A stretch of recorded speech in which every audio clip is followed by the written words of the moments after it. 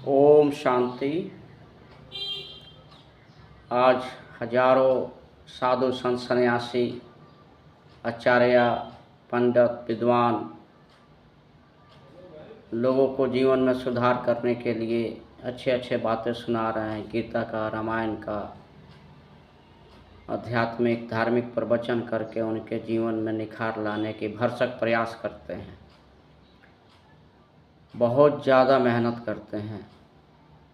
ब्रह्मा कुमारी के भी हजारों भाई बहनें यूट्यूब से लेके प्रैक्टिकल में जगह जगह जा कर के ज्ञान योग मेडिटेशन की बात करके भगवान की बात सुना करके लोगों के जीवन में खुशियां भरने का भरसक प्रयास करते हैं। लेकिन बात यह है कि आप सुनते कैसे हैं और अपने जीवन को परिवर्तन कैसे करते हैं।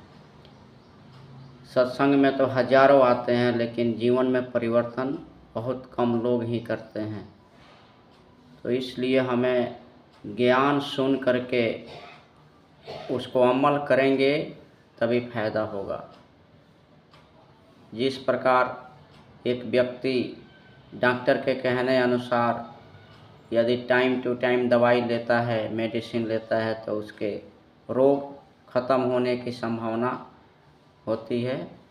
भरसक वो थोड़ा टाइम लगे लेकिन वो रोग मुक्त हो जाता है और उसके चेहरे पर निखार आता है, उसके जीवन में खुशी आती है। तो हमें सत्संग में या क्लास में या किसी आश्रम, मंदिर, मस्जिद में जाते हैं, लेकिन केवल हम सुने नहीं, सुन करके अपने जीवन में ला करके समाज में परिवर्तन करें। उसके पहले हम खुद परिवर्तन करें। और परिवर्तन का आधार है दिल से ईश्वर को याद करना, दिल से ज्ञान को अपने जीवन में धारण करना, तभी हमारा जीवन परिवर्तन होगा। साथ में हमारा भगवान के साथ बुद्धि की तार जुड़ी रहे, उसके लिए ध्यान मेडिटेशन करना बहुत ज़रूरी है। जैसे आप कितना भी भोजन कर लें, लेकिन नात और दांत आपका काम नहीं करता है तो भोजन किसी काम का नहीं है, आपका खून नहीं बनेगा।